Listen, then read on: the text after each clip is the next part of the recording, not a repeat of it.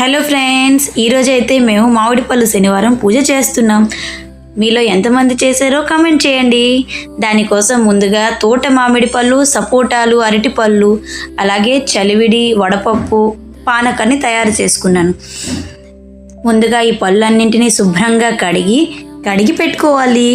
ఇంతలోనే మా అత్తగారైతే పూజ గదిలో నిత్య దీపారాధన చేసి ఆకులను వేసి దానిలో చలివిడి, వడపప్పు ముందుగా పెట్టి దాని తర్వాత అరటి పళ్ళను కూడా అన్ని దేవుళ్ళకి పెట్టి మామిడి పళ్ళని కూడా బాగా కడిగి అవి కూడా అన్ని ఆకుల్లో వేసి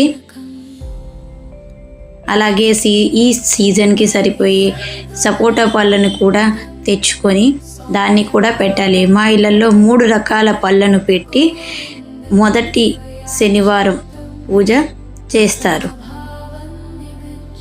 ఈ పూజకు ప్రత్యేకంగా ఉండేది మామిడి పళ్ళు.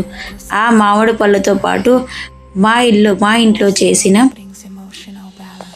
చక్కెర పొంగలి కూడా దానిలో పెడతారు నైవేద్యంగా. మీకు మా ఇంటి స్పెషల్ చక్కెర పొంగలి రెసిపీ కావాలంటే కమెంట్ చేయండి, రెసిపీ పెడతాను తొందరలోనే.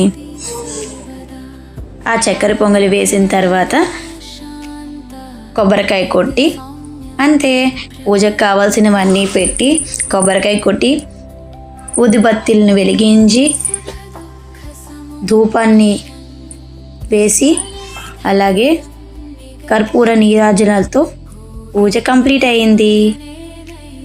మొదటి మామిడి పళ్ళ శనివారం పూజ ఈ విధంగా కంప్లీట్ అయింది.